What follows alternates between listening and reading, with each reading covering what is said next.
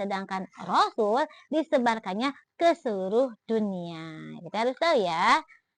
Kedua, malaikat Mikail. Tugasnya apa? Tugasnya yaitu memegang air hujan, menurunkan air hujan sebagai sumber rezeki kepada seluruh makhluk.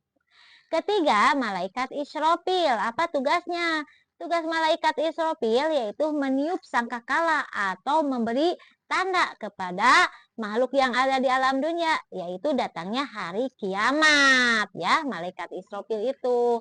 Yang keempat, malaikat Azrail. Apa tugasnya? Malaikat Azrail tugasnya memimpin para malaikat maut, dan para malaikat maut itu yang mencabut nyawa. Jadi yang mencabut nyawa itu malaikat maut yang dipimpin oleh malaikat Azrail.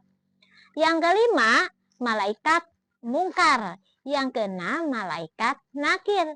Dua-duanya itu tugasnya dari Tuhan untuk bertanya kepada mayat yang baru masuk ke alam kubur, yaitu malaikat yang bertanya di kubur.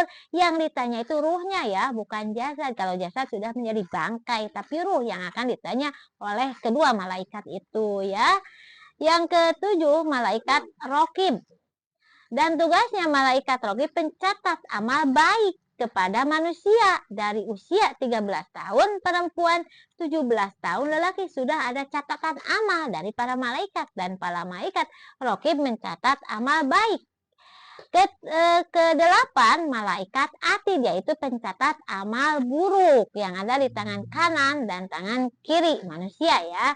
Dan kesembilan, malaikat malik, tugasnya memasukkan dan mengeluarkan dari api neraka. Kenapa harus dimasukkan dan dikeluarkan? Saya kan sudah memberitahu kalau manusia nanti di alam hisaban dihisab dulu di pengadilan Tuhan, yang mengadilinya itu Tuhan sesuai dosa-dosanya. Kalau dosanya kan ada yang masuk neraka dulu, ada yang seminggu, ada yang sebulan, ada yang setahun, ada juga yang selamanya. Nah, kalau ada yang seminggu, 2 minggu, setahun, 2 tahun, setelah beres digodok dari neraka dan dikeluarkan lagi oleh malaikat malik dan diberikan kepada malaikat Ridwan. Jadi malaikat malik itu yang memasukkan dan mengeluarkan dari api neraka.